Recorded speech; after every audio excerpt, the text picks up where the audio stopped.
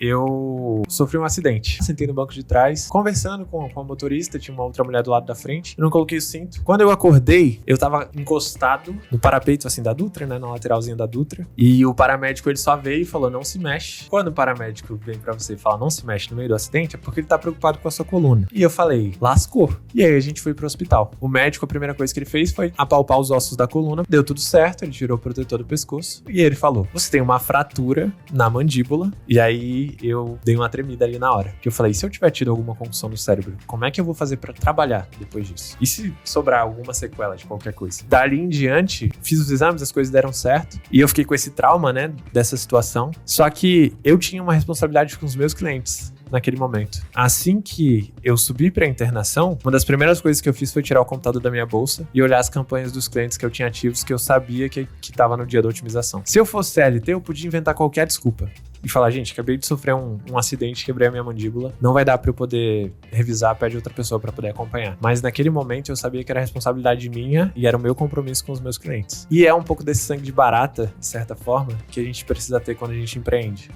Vende-se a vida de empresário como uma vida de sucesso, só que nem sempre é. É uma vida de bastante tapa na cara. Então eu acho que quando você vai empreender, às vezes você precisa ver se você é completo ou se você precisa de alguém. E tá tudo bem. Se você quer ser um empreendedor de sucesso, não se isole. Não se isole. Não queira fazer tudo sozinho, que não vai dar certo. Eu sei, tem funcionário dependendo de mim. E eu sei que se eu não tiver performance e resultado, eu não tenho salário, porque os meus clientes não vão pagar. É diferente de eu estar trabalhando para alguém e eu saber que se eu vacilar de vez em quando na performance, o meu salário vai continuar caindo na conta, porque aquilo é o meu contrato. Agora não. Agora se eu não entregar, não tem. Então é uma outra mentalidade. Eu acho que não é todo mundo que tá pronto para conviver com essa pressão.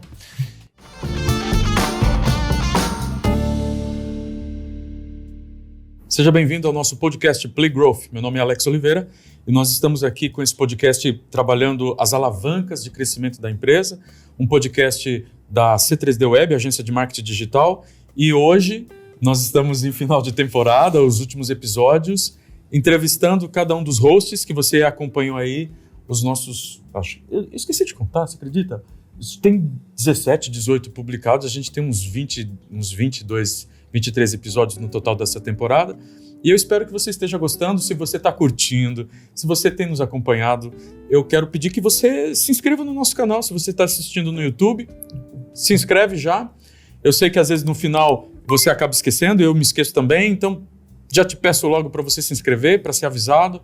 Se você está nos ouvindo no Spotify, não esquece de nos deixar ali as avaliações, as 5 estrelinhas. Nos seguir também no Spotify. E você pode nos mandar uma mensagem direto ali no Instagram ou no TikTok. Isso, por favor. Não esquece de falar do TikTok. Play Growth Podcast. E hoje, entrevistando Iago Vilaça, eu e a Francine Nunes. Prazerzaço estar aqui com você, Iago. Tudo certo pra dar certo. Tudo certo pra dar certo. E a gente estava discutindo um tema que o Iago se sente à vontade de trabalhar e tá vivendo isso. A gente vai falar sobre mentalidade empreendedora. Algo que você tá tendo aí que botar bastante em prática. Saiu de multinacional e veio pro mundo do empreendedorismo, né? É bom, Alex. É bom, porque se você sai da multinacional e vem pro mundo do empreendedorismo, você fala, opa, eu já sei os erros que eu não posso cometer, eu já sei as coisas que eu tenho que acertar rápido, então... Só não tem o time, nem o dinheiro, nem os recursos, nem o marketing, nem nada, né? Da multinacional, né? Tem que fazer acontecer, tem que fazer chover, tem que fazer parar de chover. Tem duas coisas, força de vontade e cara de pau. É isso. E aí a gente vai fazendo acontecer. Tem muito talento, muita paixão. Você tem vários skills que eu acredito que o empreendedor tem que ter. Você tem visão, que eu sei, porque nós já conversamos. Você tem uma visão, você tem a paixão, você tem o talento. Opa, porque também, eu tenho essa brincadeira. O cara quer empreender, você quer empreender. Eu tenho essa ilustração. Cara, vamos supor que você quer empreender fazer bolo. Quer empreender fazendo bolo. Beleza. As pessoas gostam do seu bolo, você faz um bolo gostoso. Faz primeiro o bolo, você tenta vender para os seus vizinhos, para sua família, né? As pessoas adoram seu bolo? Adora, Alex. Todo mundo fica, meu Deus, faz de novo. Aí você tem um caminho aí, né? Porque eu acho que a pessoa quer empreender e não tem produto nenhum para empreender, isso me incomoda. E se você só acreditar com o pessoal da sua casa fala, pode ser que seja meio duvidoso, né? Então é melhor você testar com algumas pessoas antes. E você já definiu para que lado que você vai com a sua mentalidade empreendedora? Aí fica amplo, né? Para que lado que eu vou? Eu queria criar uma empresa para disputar lá, né? Com a galera, quem sabe, do Vale do Silício. Não sei. Não custa nada sonhar, né? O mesmo preço se eu sonhar pequeno ou sonhar grande. Sem dúvida. Mas eu acho que agora, né, é mais fácil dar um passo de cada vez. Então, assim, quais são os primeiros dígitos ali que eu tenho que bater como agência, como consultor, e depois ir caminhando. Mas quando eu falo sobre mentalidade empreendedora, o que acontece, Alex? Eu já tive a oportunidade de dar consultoria para algumas dezenas de empreendedores. E quando eu olho para essas dezenas de empreendedores, eu percebo que a grande maioria tem uma dificuldade muito grande de aceitar o jogo como ele funciona. Então, o que eu quero dizer com isso? Vamos por uma agência de marketing, né? Uma agência de marketing, ela tem os seus objetivos na sua maioria. Então, vamos falar de performance, que é uma área que eu gosto bastante, que eu tenho alguma dominância. Quando a gente fala de performance, a gente sabe que o objetivo do cliente no final é ver que os números que ele tem que ele está focado, eles cresceram de alguma forma. A gente quer que isso aconteça. Então, se no final o cliente está focado no faturamento, a gente tem que fazer o faturamento crescer, senão a gente não cumpriu o nosso papel como agência. Só que a gente sabe que entre fazer um anúncio, uma campanha que venda e chegar na venda efetiva e o cliente ter um número de aumento no faturamento é uma distância muito grande. E o que acontece nessa jornada? Os empreendedores, eles chegam numa determinada parte do caminho, por exemplo, uma agência de performance entrega uma determinada quantidade de leads, não entende o que acontece do processo de vendas em diante e para ali e fala, olha, eu vou lavar as minhas mãos aqui e agora é problema seu, porque eu já te entreguei os leads que eu precisava, já te entreguei os números que você queria a nível de volume de leads e de visitas no site, coisa do tipo, mas eu não vou mexer no seu processo de vendas. E aí eu acho que esse é o primeiro ponto que bate de mentalidade empreendedora. Quem faz as regras do jogo não é você. O que eu quero dizer com isso? Se o número que tem que mexer na cabeça do seu cliente é faturamento, não é você que faz as regras do jogo no sentido de alinhar a satisfação dele e achar que entregar metade do caminho é suficiente. Então, é necessário andar 2, 3 coisas a mais do que você estava acreditando que seria suficiente para poder chegar no resultado. Deu para entender ou ficou confuso? Não, tudo bem. Deu pra entender? Deu pra entender? Beleza. Então, assim, eu acho que essa é a primeira coisa. Então, ponto de mentalidade empreendedora. Cara, não é só o que você tá enxergando. Então, conforme você for construindo a jornada, vão surgir 2 ou 3 problemas no caminho que você também vai ter que superar que você não estava prevendo. Isso faz parte de uma mentalidade empreendedora. E isso também é totalmente conectado com a habilidade de resolver problemas. Então, tem algumas coisas que talvez não estejam no seu alcance no momento que você está construindo a sua proposta. Mas conforme você vai avançando naquele processo, tem habilidades que você vai perceber que você não tem, mas que você precisa desenvolver. Eu acredito que isso também seja um detalhe da mentalidade empreendedora. Com certeza. Tem situação, assim, uma situação recente que vocês lembram de um problema que vocês tinham que resolver como negócio, que vocês não tinham 100% das habilidades, mas que vocês precisaram desenvolver. Aquela famosa história de tô trocando a roda do trem e fazendo o trem andar ao mesmo tempo. Não, sem dúvida. O empreendedor vai lidar isso no dia a dia. É todo santo dia isso, eu acho. Todo santo dia é ótimo. Trocar o pneu com o carro andando, isso todo empreendedor tem que saber. Mas quando você fala de mentalidade empreendedora, você decidiu empreender. Você sai de empresas grandes e você vem para o mundo do empreendedorismo. E você decidiu montar uma agência de marketing digital. O que te levou a achar que esse seria um caminho para você? Porque é um oceano vermelho. Você achou que era o caminho que você iria rampar mais rápido ou você se sentiu mais à vontade porque já era uma área que você dominava? O caminho da agência em específico? Boa, essa pergunta é muito boa. Eu vou dar uns passos para trás antes de dar a resposta dela, pode ser? Meu primeiro negócio, e aí eu vou colocar entre várias aspas, meu primeiro negócio foi uma loja de manutenção de celulares e computadores. Olha só. Isso é novidade pra gente. Esse é um lado interessante. O que acontece? Eu venho de uma família mediana, no sentido financeiro, que nunca me deixou faltar comida, me proporcionava alguns luxos, mas eu não podia fazer o que eu queria com o dinheiro, porque o dinheiro não era meu, certo? E qual foi a minha primeira atitude? Me dar mais dinheiro? Não, eu não gostava dessa ideia. Eu queria, de certa forma, uma independência. O que eu fiz? Eu peguei uns trocados que eu tinha, imprimi, 50 cartazes de manutenção de computador. Então, eu fazia limpeza preventiva e formatação de computador e distribuí no bairro que eu morava. E as pessoas ligavam pro meu telefone pedindo formatação de computador.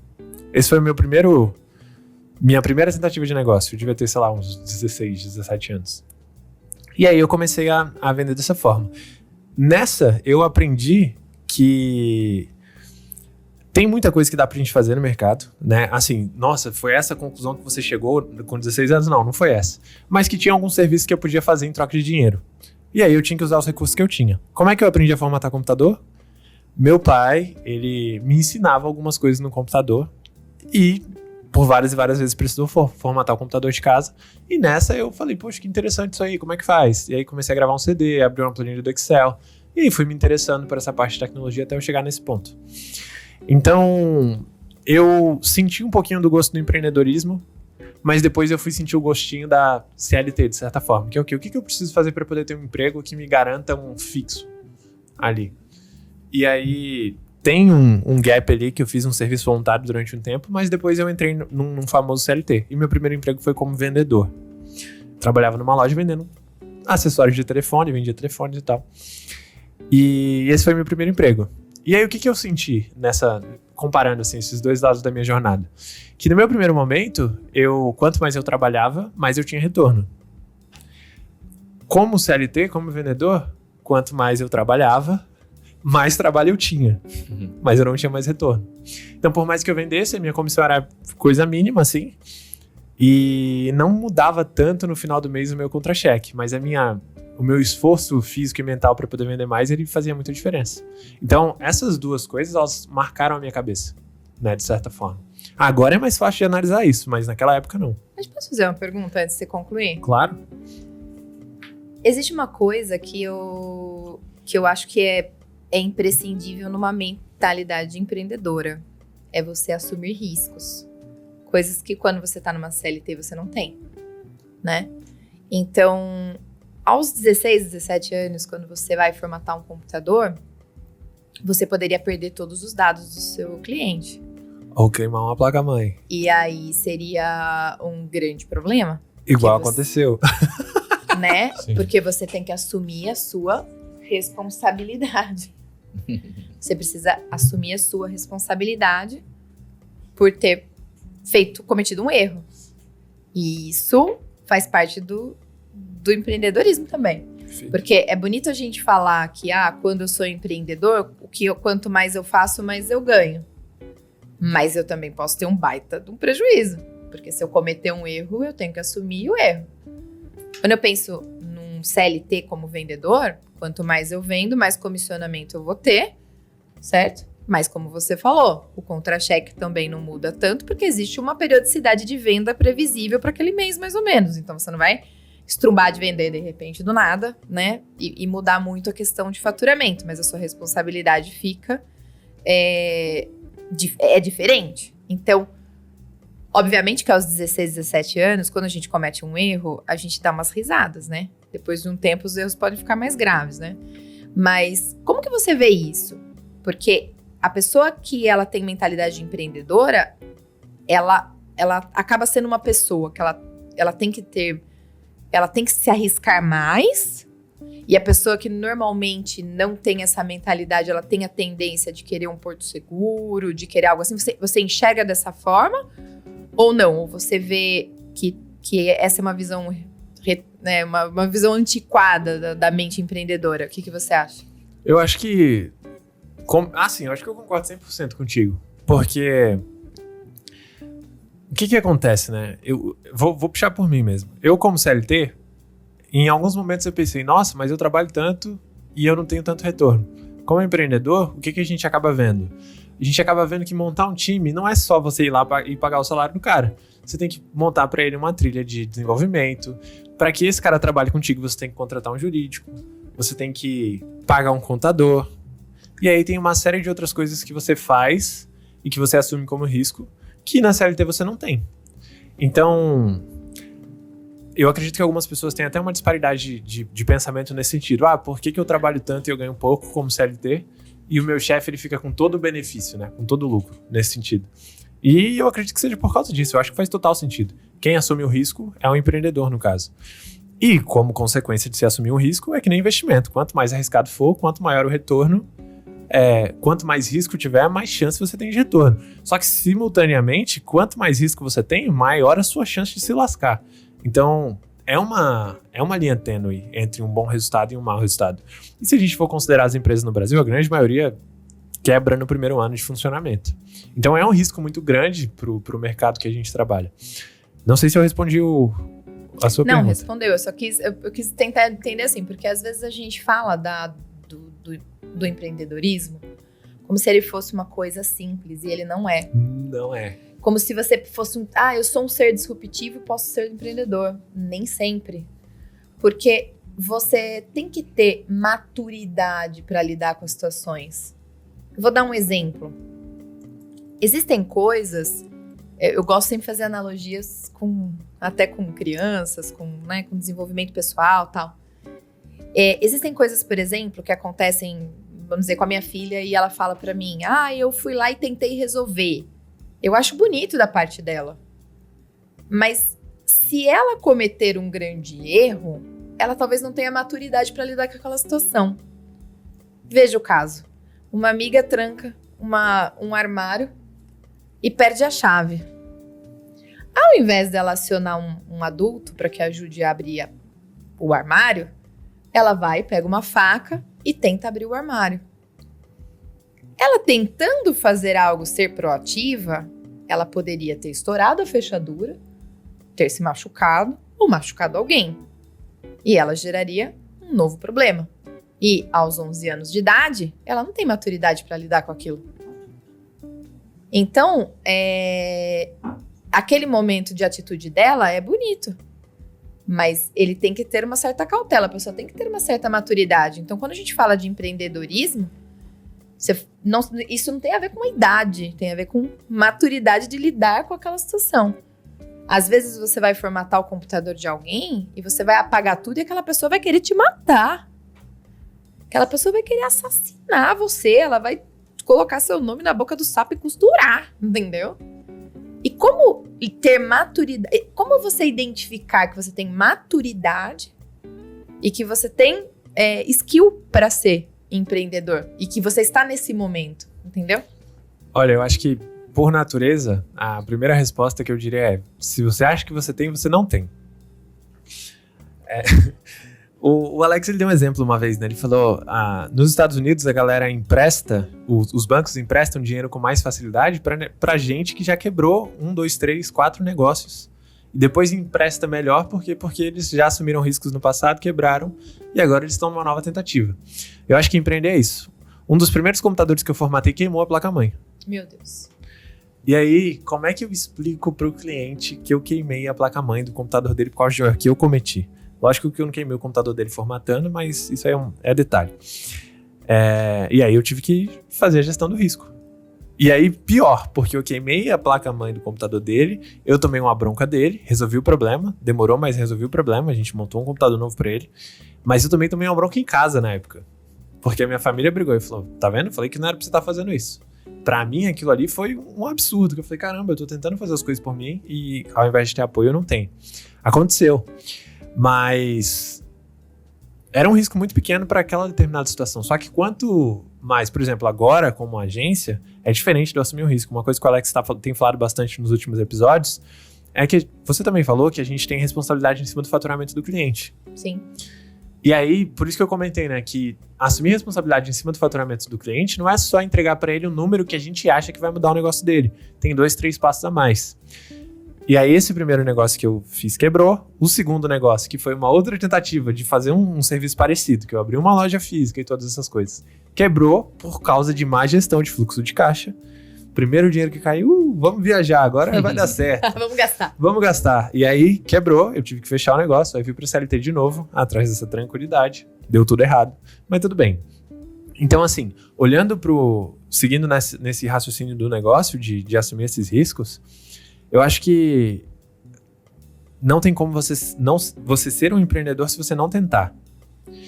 E segundo ponto não adianta você achar que as coisas vão ser fáceis igual elas são na CLT, porque não são. E aí, em cima desses pontos, a gente vai construindo o que eu chamo de mentalidade. E tipo assim, acho que você tem que ter uma... Eu falo dessa mentalidade porque você tem que ter uma coisa assim no seu coração para poder ficar lidando com uma pressão que ninguém vai colocar em você, mas que você vai conviver com ela. Sim. Então, eu sei que, por exemplo, tem funcionário dependendo de mim.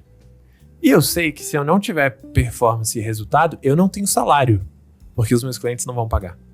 É diferente de eu estar trabalhando para alguém e eu saber que se eu vacilar de vez em quando na performance, o meu salário vai continuar caindo na conta, porque aquilo é o meu contrato. Agora não. Agora se eu não entregar, não tem. Então, é uma outra mentalidade. Eu acho que não é todo mundo que está pronto para conviver com essa pressão. E eu acho que faz parte. Quando eu começo a pensar sobre mentalidade empreendedora, eu vou contar uma história que eu vivi mesmo. E aí eu vou tentar tangibilizar um pouco mais do que é isso. Eu tinha acabado de sair da agência que eu trabalhava, eu gerenciava, mais de 100 clientes tranquilamente. E eu tava num momento lindo da minha vida, né? Porque a gente sai de CLT, pega rescisão, pega não sei das quantas, que eu juntei todo o dinheiro e falei, tô com dinheiro. Já tinha uns clientes que eu tocava por minha conta, no pessoal. Falei, cara, agora minha vida vai ser só pra cima, só pra frente, vai dar tudo certo. Aí beleza, botei o dinheiro na conta, comecei a empreender, abri o CNPJ, né? E aí tô tocando a vida. Numa troca de um atendimento de uma empresa pra outra, eu resolvi fazer uma viagem pra poder visitar minha mãe em Taubaté. Tava morando em São Paulo, capital, fui visitar minha mãe em Taubaté. Nessa viagem, eu sofri um acidente. Eu lembro que eu entrei, né, pra pegar um BlaBlaCar, sentei no banco de trás e conversando com a motorista, tinha uma outra mulher do lado da frente, eu não coloquei o cinto. Quando eu acordei, eu tava encostado no parapeito, assim, da Dutra, né, na lateralzinha da Dutra.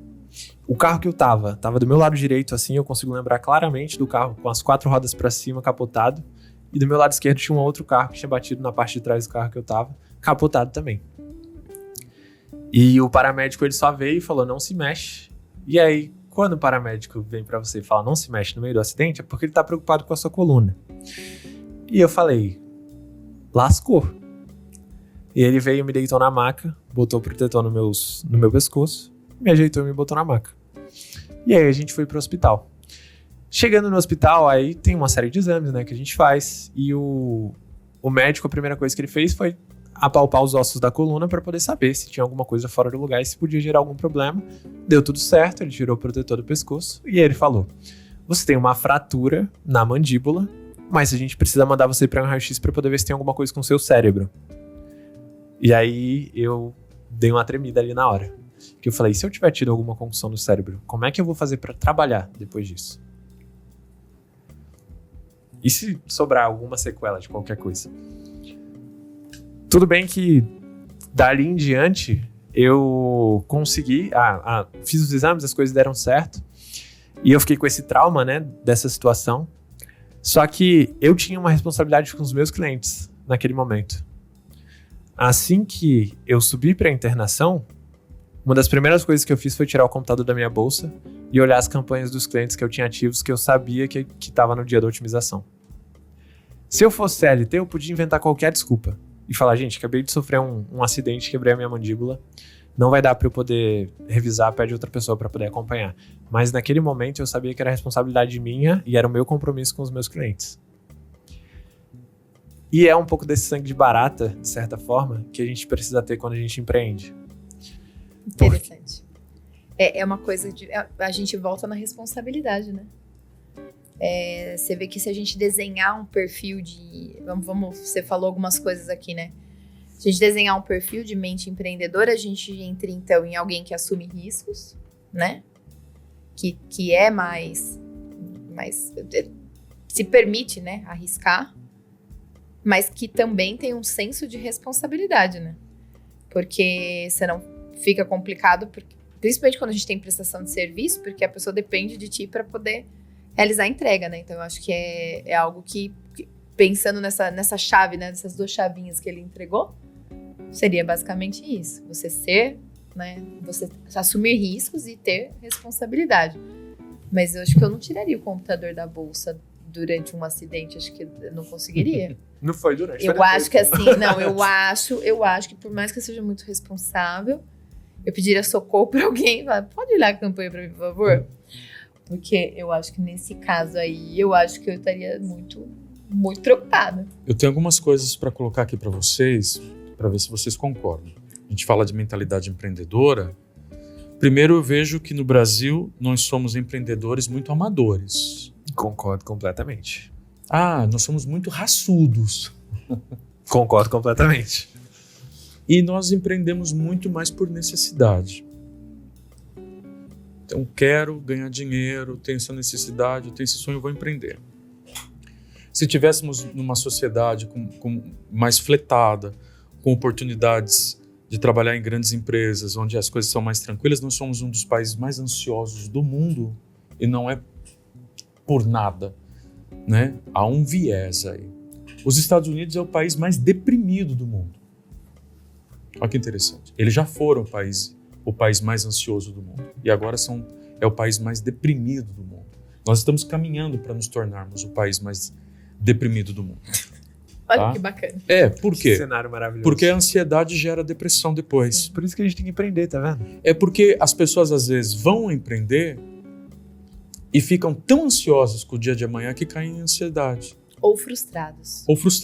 Então, primeiro, eu acho que ótimo mentalidade empreendedora, eu acho que é uma característica nossa brasileira de fazer as coisas acontecerem. Boa parte de todas as histórias que nós vamos ler de pessoas de sucesso empreenderam por necessidade, mas são muitos recortes de milhares e milhares de situações que deram errado. Perfeito. Eu concordo totalmente. Que você poderia ter ficado tetraplégico, você poderia ter ficado com sequelas, e aí para onde vai o empreendedorismo? Não adianta nada. Acabou ali. Então, o que fica é quem você é e não o que você faz. Então, se você quer ser um empreendedor de sucesso, gasta mais energia fortalecendo o eu. O quem eu sou e qual é o meu propósito.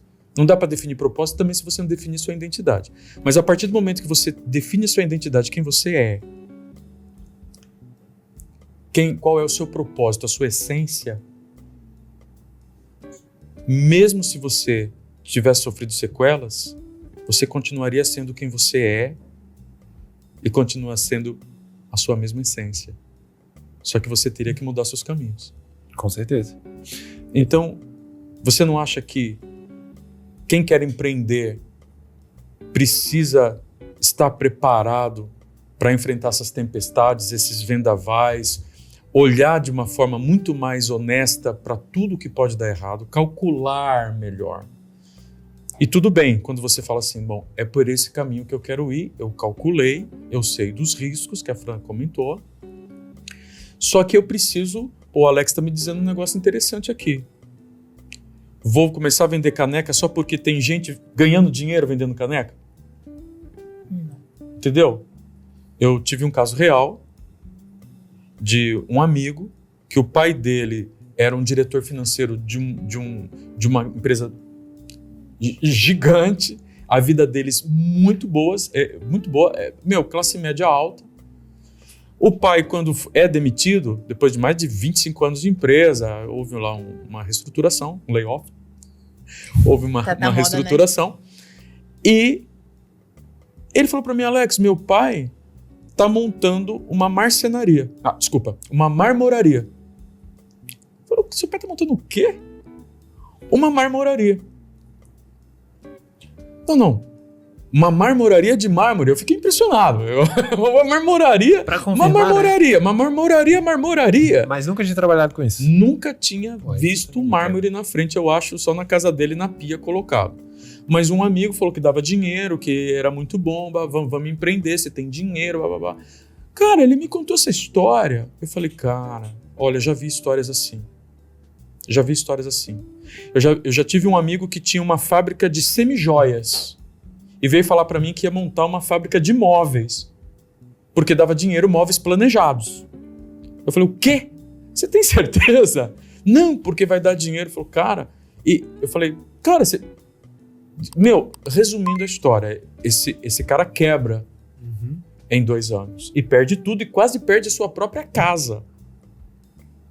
Então, quando a gente fala de mentalidade empreendedora, eu acho que eu gostaria de pensar assim, poxa, vamos empreender, mas você já calculou o caminho que você vai andar? A pergunta que eu tinha feito para você, você resolveu empreender e montou uma agência. No momento em que eu não montaria mais agência. Hoje, eu fundei a C3D Web há 18 anos. 2005, eu já estava fazendo sites. 2004, eu já estava fazendo sites. A agência vem ser montada, o CNPJ, em 2006. E foi uma graça de Deus, porque eu já era um programador mais ou menos, e eu cobrava muito caro. Enquanto o mercado todo cobrava R$ 1.500 para fazer um site, eu cobrava R$ 4.500 para fazer um site em 1900 Adão e Eva. E isso foi ótimo, que me ajudou a romper as primeiras ondas as primeiras ondas da arrebentação. Então, quem tem mentalidade empreendedora precisa fazer esses cálculos, olhar mais para dentro de si e ver se é o momento, se tem capital para isso, ou vamos novamente, vamos que vamos com o peito e a coragem. Não acho que é vamos que vamos com o peito e coragem não, sendo sincero, na verdade. O meu movimento foi bem calculado, inclusive. Só fazer um disclaimer, tá? Eu não tô falando pra ninguém sofrer acidente e trabalhar, não. Não foi isso que aconteceu. Depois que eu tive um diagnóstico de que eu estava apto pra fazer algumas coisinhas. Sim. Né? Então, eu tenho até a foto sentado na maca, mexendo nas campanhas. Não tô falando pra ninguém fazer isso. Não, eu sou meio psicopata e tá tudo bem. Tá tudo bem. Mas, voltando pra esse ponto, Alex, por que uma agência? Iago, por que você abriu uma agência? Eu acho que esse ponto é muito legal. Eu vivi um momento muito... Como é que eu posso chamar isso? Não sei. Mas eu vivi um momento na Amazon que foi essencial para minha carreira, para entender como é que funciona uma empresa de verdade, para poder entender sobre cultura empresarial, para poder entender sobre processos, sobre gestão de pessoas. Então, assim, essa experiência na Amazon, ela mudou minha vida. Eu tive líderes maravilhosos, pessoas que mudaram. Eu tive vários problemas que eu achei horrível de resolver, que eu tive que resolver. Eu quebrei a cabeça com muita coisa. E tá tudo bem, fez parte do meu processo. Depois disso, que eu entrei para trabalhar como agência de marketing. E aí eu tive uma experiência completamente contrária. Tipo assim, com relação à cultura, com relação ao ambiente. E eu não era uma pessoa que entregava pouco resultado. Eu era uma pessoa que entregava muito resultado. Eu tinha um orçamento de quase 7 dígitos mensal que eu gerenciava dos clientes da agência. Então, é um orçamento considerável. Se a gente está falando de agência de marketing, uma pessoa só gerenciar um orçamento desse, não é pouca coisa. Então, eu vi, por um lado, uma empresa muito bem construída e, por outro, eu vi uma empresa que estava alicerçada, mas que não tinha um ambiente tão legal. Pelo menos na minha percepção, para o que eu queria construir. E depois, eu me dei mais algumas oportunidades e uma delas foi trabalhar em uma outra empresa que era focada nessa parte de consultoria de negócios. E o que eu tinha para ensinar para essas empresas na consultoria de negócios eram coisas que eu tinha vivido na prática e que eu realmente tinha sentido. Não foi, por exemplo, nossa, saiu um guru que estudou 2 livros, leu 3 coisas, inventou a roda e falou, nossa, a gente vai resolver o problema dessa forma. Não, foram coisas que eu vivi. E aí o que aconteceu? Eu reuni essa experiência de multinacional, a experiência que eu tive no operacional, na prática, com a experiência dessas várias agências que eu dei consultoria, eu falei, cara, eu consigo entregar. Isso eu acho legal, para quem está nos ouvindo. Porque você teve um preparo. Você deu uma crescida para baixo. É tipo chinês, bambu chinês. Ele vai crescendo para baixo primeiro, sabe? Para baixo, para baixo, para baixo. Você fica lá meses e não vê nada nascendo, mas ele está crescendo para baixo. E quando ele começa de fato a crescer e você está vendo ele crescer, agora eu não me lembro certinho, mas é assustador. Ele cresce assim 1 metro, 2 metros em dias. Mas ele criou raízes, né? Então quem está nos ouvindo, que quer empreender, parece que agora é o momento. Se você quer empreender, o que você tem que aprender um pouco antes? O que você precisava aprofundar um pouco antes? E eu vejo isso na sua história. Você acabou tendo uma bagagem, né? Sim. Você correu um pouco uma jornada aí antes de enfiar a cara e falar, não, agora eu vou assumir totalmente aqui uma operação. Exato, perfeito. Eu concordo totalmente. Eu acho que o melhor caminho para você empreender... Na verdade, tem uma coisa que eu acho que meio que define isso. É dinheiro. Como assim? Como assim? Olha só, dinheiro compra tempo e compra conhecimento.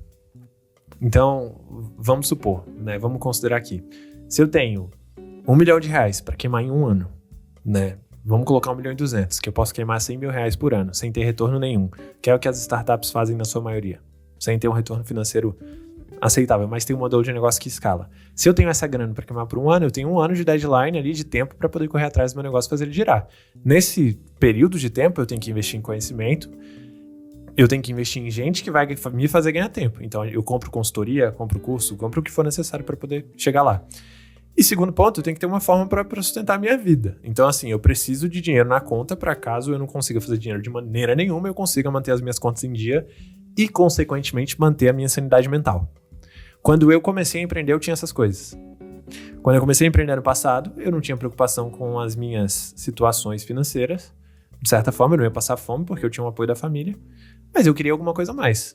Quando eu comecei a empreender, no momento que eu estava, eu já tinha separado uma grana para me preparar para tomar essa decisão e construir o caminho. Iago, mas isso não é a realidade de todo mundo. Eu sei, mas cada um joga dentro da realidade que tem que jogar. Mas também você não foi empreender numa área totalmente desconhecida para você, né? Esse é outro ponto. Eu não faria o que o seu amigo da marmoraria fez, por exemplo. Eu coloquei a minha cara a tapa nesse jogo consciente dos problemas que eu teria e consciente da responsabilidade que eu assumiria. Eu acho que isso é o mais importante, porque hoje em dia a internet ela tá repleta de receitas infalíveis para se tornar um milionário. Eu tenho um monte de receita falível de tentativa ruim. São receitas, assim, infalíveis de como chegar no primeiro milhão, de como investir em determinado setor, de como investir, por exemplo, em áreas de... até em investimentos, de bolsa. A internet está cheia de receitas para que você vire um milionário. É tão factível que é uma mentira que temos muitos milionários surgindo, né? Milhões de milionários surgindo, porque não existe essa receita de bolo que vende-se na internet. Acho que a primeira coisa que você me falou aí que faz todo sentido é você conhecer o seu propósito, mas também conhecer o seu produto.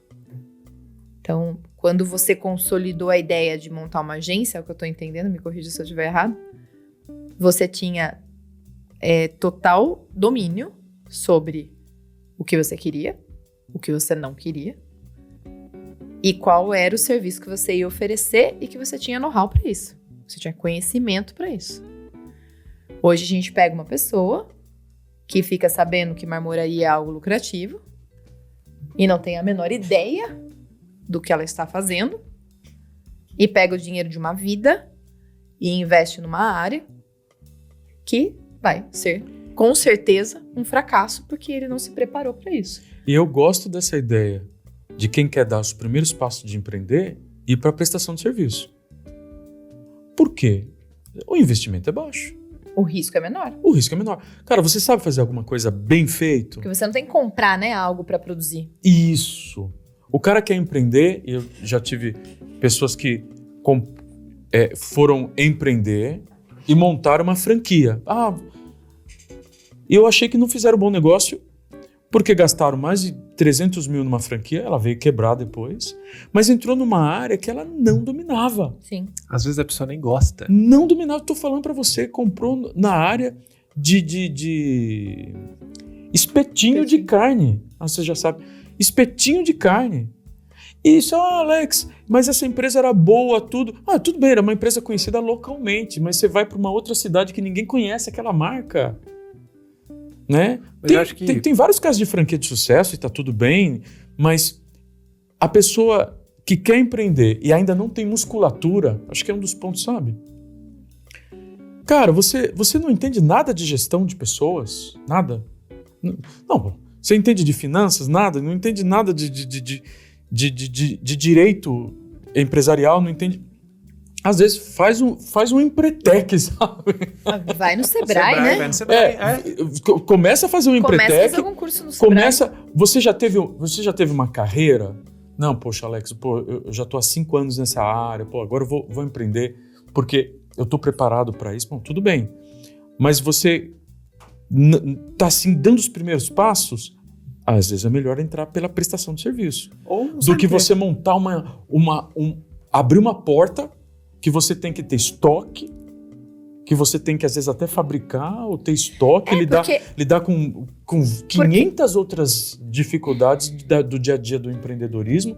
Mesmo que seja montar uma padaria, quantos problemas uma padaria não vai enfrentar ali? Exatamente, mas eu acho que o que a gente está falando é exatamente isso.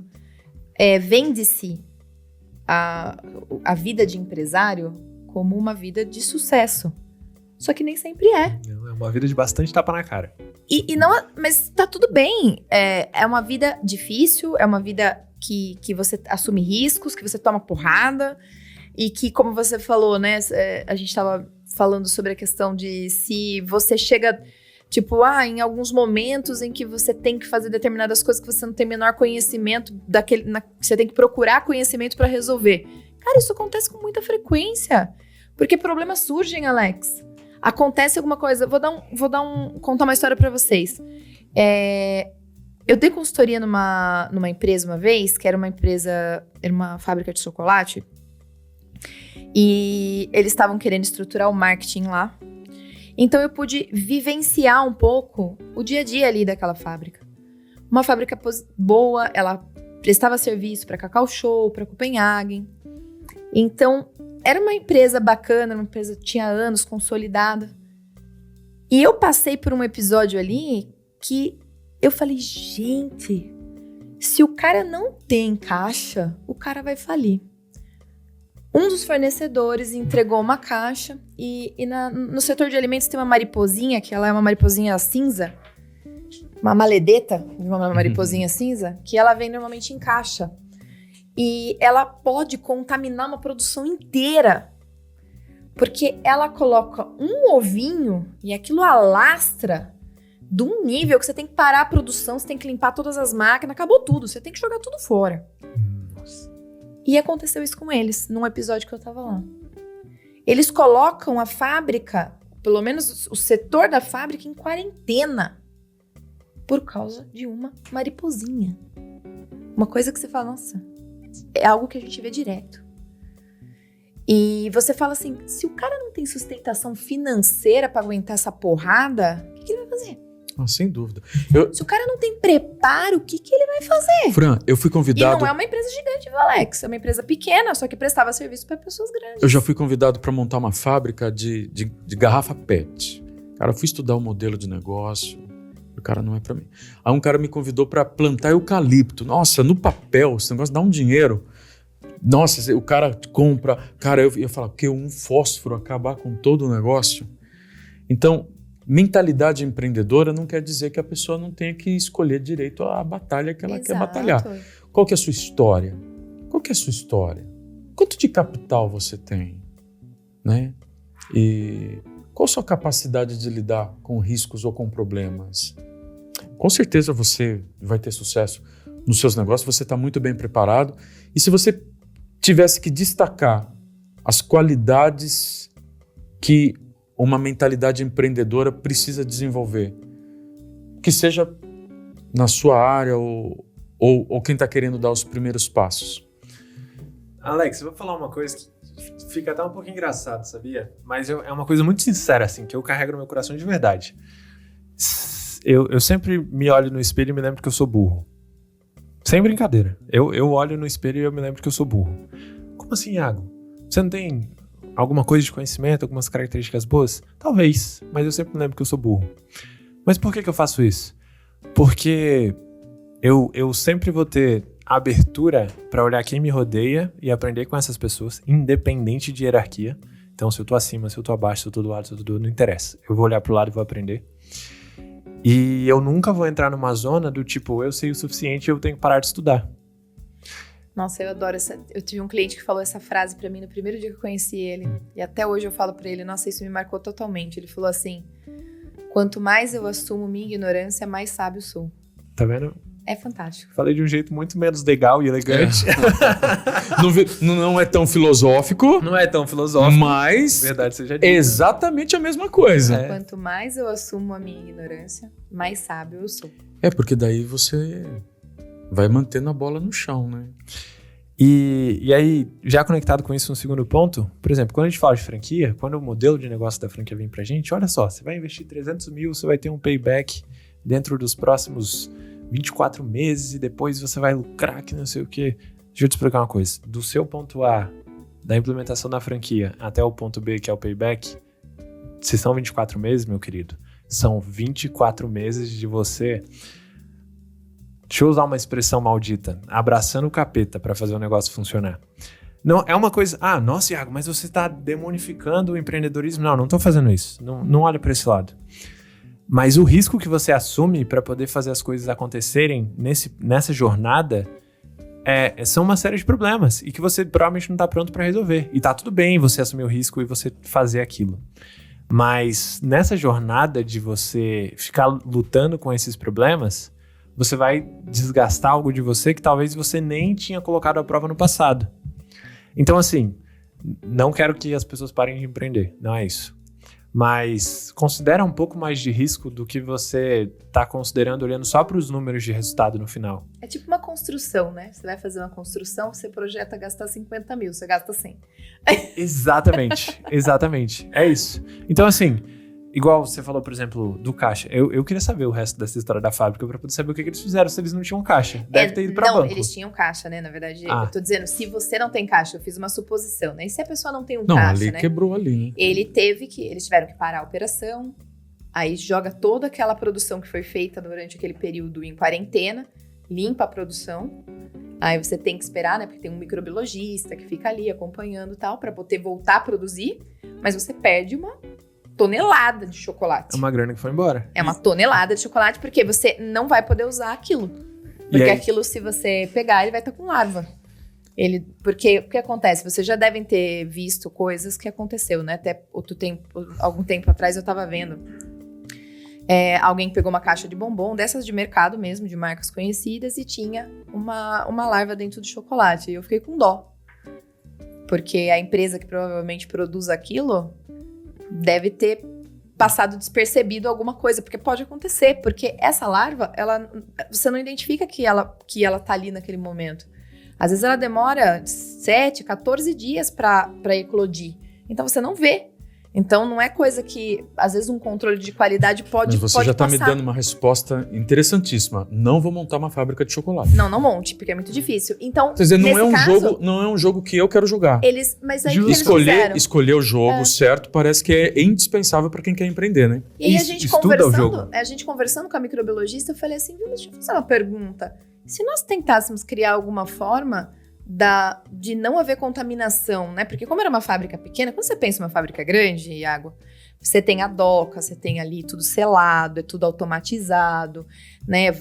É uma coisa que passa por uma higienização antes de ir para um outro lugar. Quando é um lugar menor, gente, é mais difícil ter tudo isso, porque a pessoa também não tem caixa para fazer tudo isso. É caro, né? Esses sistemas automatizados logísticos são caros. E então, o que a gente conversou lá com ela, ela resolveu, ela foi uma pessoa muito competente. Ela separou muito bem a área de descarga, então quando descarregava aquele chocolate, ele precisava ficar 7 dias ali, sem inspecionado antes de ir para o sistema de produção. Só isso já reduziu o risco. Mas até a pessoa ter essa aptidão, ter um microbiologista para fazer uma análise dessa. Cara, eucalipto, não quero saber de plantar, nem fábrica pet, nem... Mas eu também não gostaria de ter uma loja de espetinhos. Tá. Eu tô empreendendo em outras áreas, que eu tô fora da operação da C3, mas eu tô tentando ficar ainda nas áreas que eu tenho um pouquinho mais de afinidade. Mas eu tenho algo que eu gostaria de expor para vocês, para ver se vocês concordam. Talvez algo que o pessoal que está nos ouvindo também seja um pouco polêmico. Veja se faz sentido o que eu vou dizer para vocês, ou se vocês discordam e tá tudo bem. Eu acredito que há pessoas cuja capacidade é de ganhar R$5.000 por mês. Um outro grupo de pessoas, há pessoas que têm capacidade de ganhar 50 mil por mês. Há pessoas que têm capacidade de ganhar 500 mil por mês. Há pessoas que têm capacidade para ganhar 5 milhões por mês.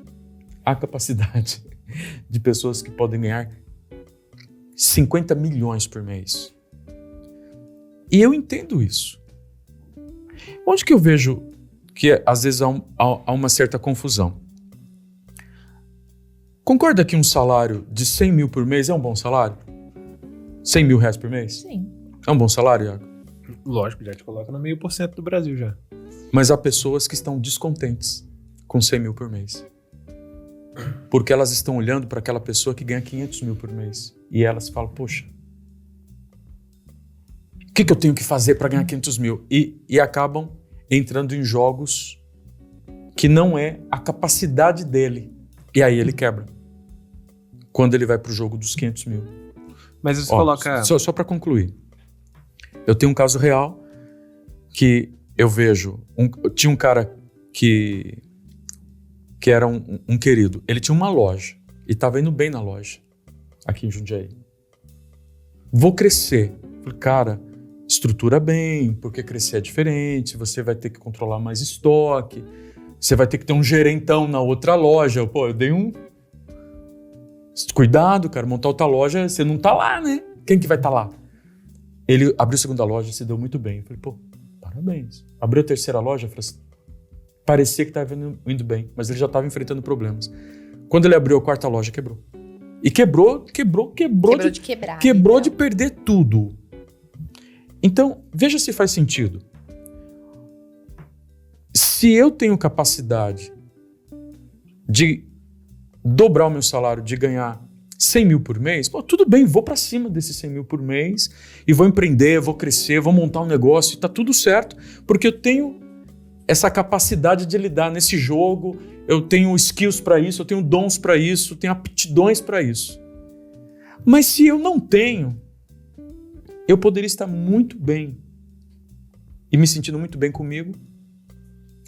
E eu me baseei essa história numa parábola que Jesus contou que um homem muito rico foi viajar e para deu um talento, para outro deu 2. Um talento naquela época não é talento, era um peso, era uma quantidade de moedas. Deu para deu 1, para o outro deu 2, para o outro deu 5 e foi viajar. Quando voltou, o que tinha ganhado 5 falou, olha, o senhor me deu 5 e ele diz, deu conforme a capacidade de cada um. Legal. O que tinha ganhado 5, multiplicou, ganhou mais 5. Pô, bacana, parabéns. O que ganhou 2, multiplicou, ganhou mais 2, foi para 4. Parabéns, você foi muito bem. O que ganhou 1, falou assim, poxa, eu tive medo, eu sei que você é duro, que você é um cara que, pô, cobra demais, eu enterrei. Tá aqui 1, pô, servo mau, infiel. Pega desse cara que tem 1 e dá porque tem 10. E isso me fez pensar nisso, há alguns anos atrás. Que o problema não é o cara que tinha ganhado 1, era só ele multiplicar para 2. Faz sentido? Que depois que se eu conseguir multiplicar para 2, eu estou preparado de multiplicar de 2 para 4? Opa, multipliquei para 4. Eu estou preparado para, de repente, quem sabe eu posso testar essa minha capacidade de 4 para 8. Agora, se eu estou muito bem, se eu falar, pô, esse é o jogo que eu quero jogar e eu estou muito bem no que eu já conquistei, será que vale a pena eu ir para esse novo jogo onde talvez eu não tenha essa capacidade ou eu tenho que me aliar a pessoas que têm a capacidade de jogar esse jogo muito mais pesado do que o meu? Faz sentido o que eu estou falando para vocês? Faz sentido no senso até que fazendo uma comparação da capacidade de gerar receita, né? Como você falou, muitas vezes eu tenho 1 e eu não tenho a capacidade de fazer isso virar 2. E aí por que eu vou vender minha casa e vou pro jogo dos 5? Exato. Por que eu vou vender a minha casa correndo o risco de ficar com -1, né? Boa. E aí começa-se um ciclo de frustração, de endividamento e etc. E acho que até uma chave, né? Eu, por exemplo, como empreendedora, eu sou uma empreendedora medíocre. Eu não sou uma boa empreendedora. Eu me considero uma boa líder. Empreendedora, não. E eu me aliei a uma pessoa que tem a visão empreendedora que eu não tenho, que é o Alex. E se hoje eu não tivesse o Alex comigo, talvez eu não seria nem 1/3 da líder que eu sou hoje. Então a gente também tem que aprender a enxergar o nosso lado. As nossas falhas e os nossos acertos. E quando eu falo de empreendedor, eu falo o seguinte, Iago. Eu vi meu pai falir uma empresa quando eu tinha 9 anos. E eu tive uma mãe que criava situações com relação à alimentação porque a gente não tinha dinheiro para pôr carne na mesa.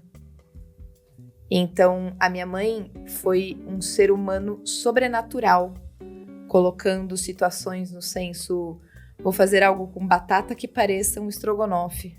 Nunca vou esquecer de ter comido estrogonofe de batata na minha vida. E eu achava que aquilo era o máximo, porque a minha mãe que estava fazendo. Uau! E ela, na verdade, estava tentando remediar uma situação porque não tinha dinheiro para pôr carne na mesa. E isso me gerou o quê? Um medo. Um medo de encarar uma situação que eu vi meus pais encarar e não ter a força que meus pais tiveram. Porque meus pais caíram e levantaram várias vezes. E eu, de repente, olhar para aquilo e falar, eu não tenho certeza se eu tenho a força para cair e levantar. Então, quando o Alex fala assim para mim, quando as pessoas me perguntam assim, por que você não montou sua agência? Por que você não foi atrás dos seus objetivos? Simplesmente porque eu encontrei no Alex e na Thaís um complemento do que eu sou falha. O Alex tem uma visão empreendedora, a Thaís tem uma organização, uma gestão de tempo que e também é uma grande amiga, né? Então a gente acabou virando uma família. E não há dinheiro no mundo que pague essa cumplicidade que a gente criou. Então eu acho que quando você vai empreender, às vezes você precisa ver se você é completo ou se você precisa de alguém. E tá tudo bem. Porque eu me acho, né, posso estar sendo um pouco modesta demais. Eu me acho uma boa líder. Uma pessoa que gosta de treinar, que gosta de criar talentos, de explorar, né, esses talentos das pessoas e mostrar que elas têm caminho e gerar sonhos e sonhar com as pessoas que trabalham com a gente. E é um papel bacana para mim. Agora, no risco do empreender, do vamos tomar essa decisão aqui, quando ele me dá a mão, eu falo, cara, beleza, tô aqui. Se você caiu do seguro, e ele fala pra mim, não, tô aqui, se você caiu do seguro. Então, eu acho que as pessoas também têm que parar pra pensar nesse lado. Que a mentalidade, você pode falhar a sua mentalidade, você pode ter falhas de mentalidade empreendedora, mas você também pode se associar a pessoas que te complementem. E você complementa as pessoas. Então, isso é bonito. Eu acho que é uma coisa... Empreender com outras pessoas também é um segredo que tem que ser dito muito claramente. Se você quer ser um empreendedor de sucesso, não se isole. Não se isole. Não queira fazer tudo sozinho, que não vai dar certo. Vai ser muito difícil. Você vai gastar muita energia, sem sombra de dúvida. Você divide uma parcela um pedaço do seu bolo? Sem sombra de dúvida. Mas você ganha muito. Se você se aliar com 2, 3 pessoas, ou que seja mais uma, as chances multiplicam. Mas escolhe bem, tá? Não, ainda tem essa. Eu quebrei uma empresa, então, se você falasse para mim, Alex, mentalidade empreendedora para você, eu entrei por necessidade, ok? Eu precisava fazer dinheiro, eu vim de família pobre, então eu acho que tá tudo bem, e na raça, e na coragem, mas quando eu montei uma agência de turismo, Hoje eu vejo a minha falta de maturidade de não entender o jogo que eu estava entrando para jogar, mesmo tendo um cara que era fantástico, que nós éramos muito amigos, nós quebramos, não foi porque os sócios não se davam bem, mas quebramos por falta de gestão e acabei trazendo isso para a C3D Web para não cometer os mesmos erros.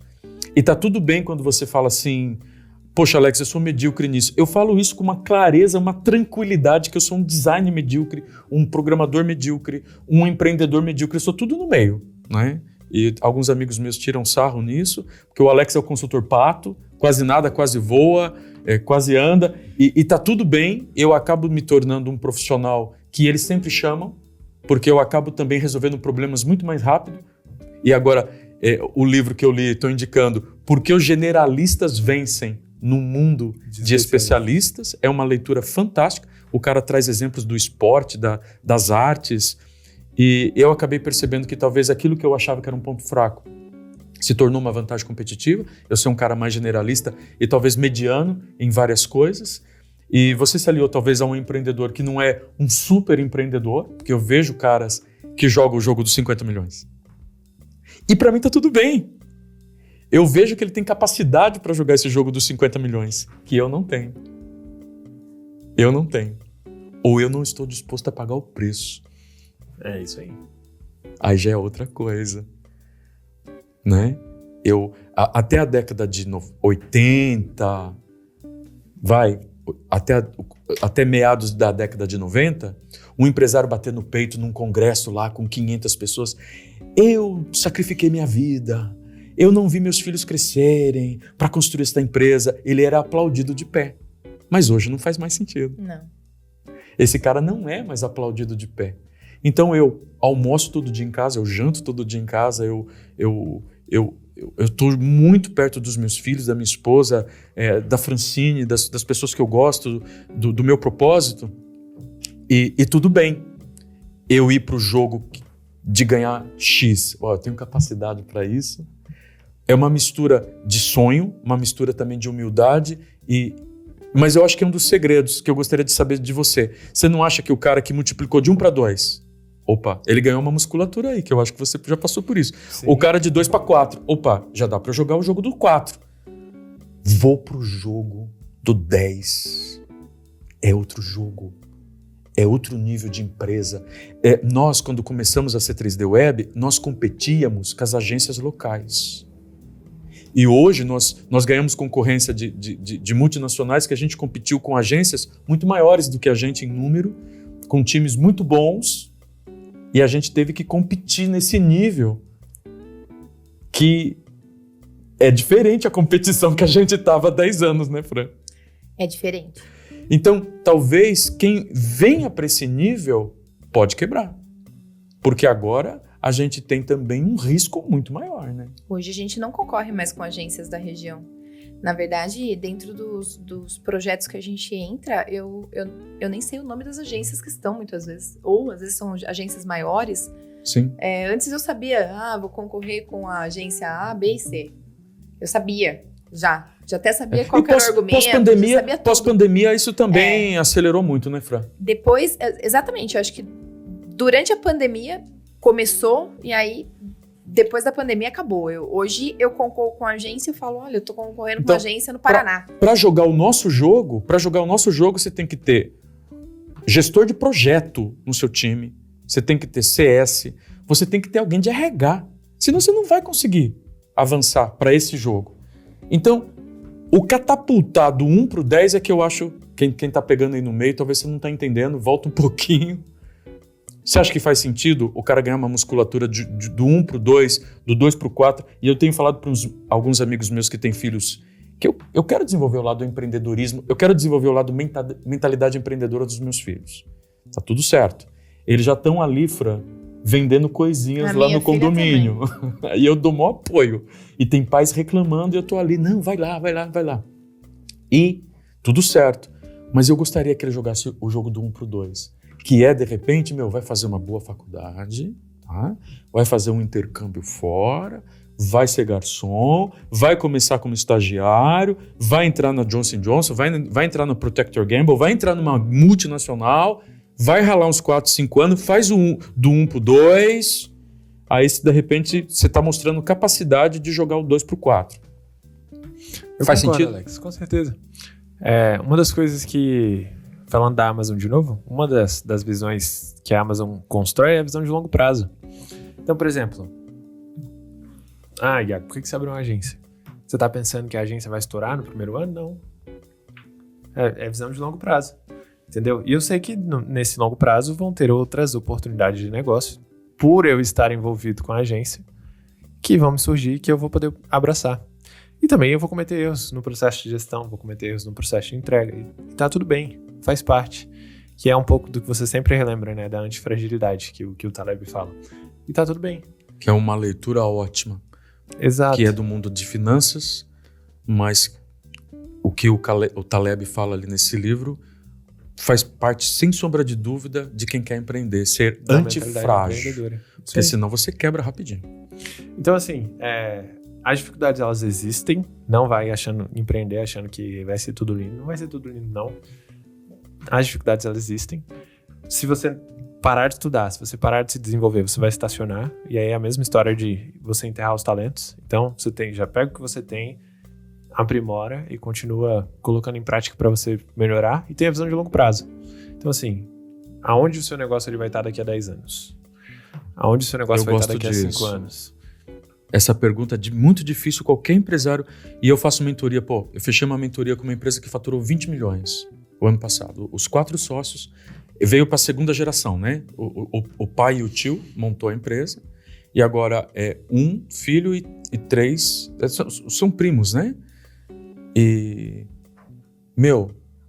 fazer as pessoas, cara, onde vocês querem estar daqui 10 anos, daqui 5 anos? Mesmo uma empresa que já tem 20 milhões de faturamento ainda tem essa dificuldade. Então, quem quer empreender é uma resposta essencial, porque E voltamos no objetivo, né? O cogumelo nasce da noite pro dia. E Cogumelo, né? Objetivo. Agora, você quer que a sua empresa seja um cogumelo ou seja um carvalho?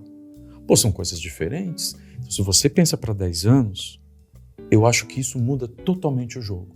Primeiro, você não sai desesperado gastando toda a sua energia nos primeiros meses, né? Exato. E aí, você também puxa uma outra coisa. Define sua visão de 10 anos, de 5 anos, que seja.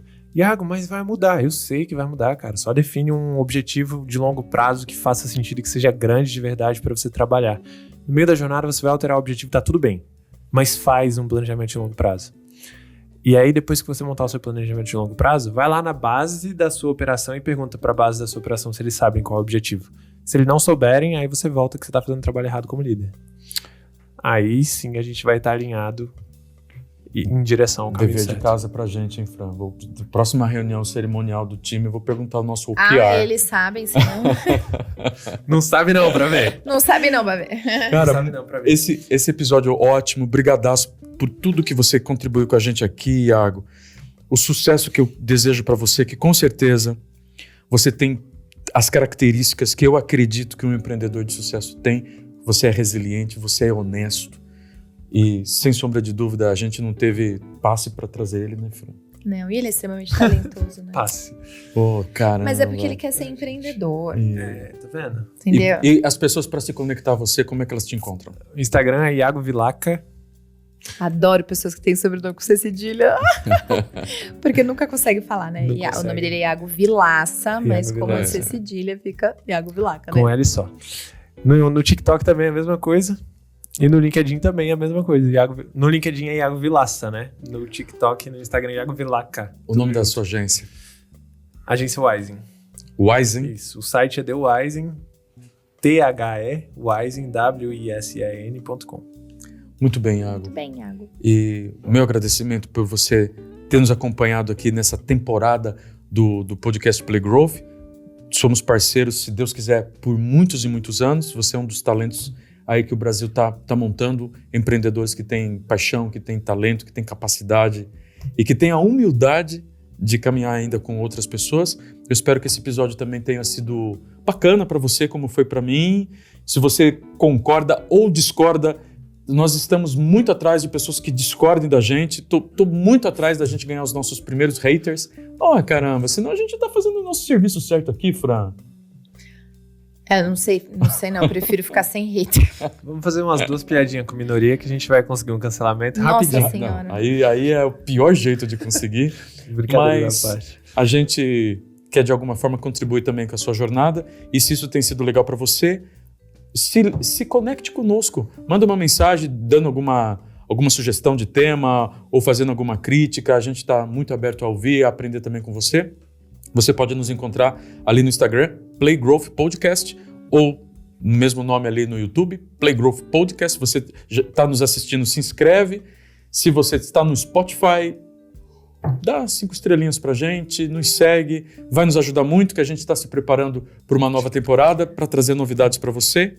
E esse é o nosso jogo. Seja muito bem-vindo a jogar esse jogo com a gente. TikTok. E o TikTok. Posso esquecer do TikTok.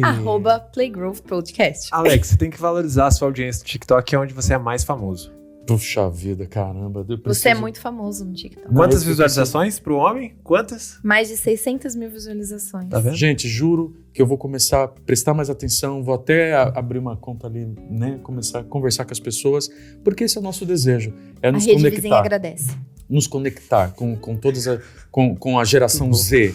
Que a gente está querendo contratar pessoas para vir trabalhar conosco. Você que sonha trabalhar numa agência de marketing digital de performance, olha, c3dweb.com.br/carreiras. A gente está sempre muito aberto também a conhecer novos talentos. Muito obrigado e até a próxima, pessoal. Até a próxima.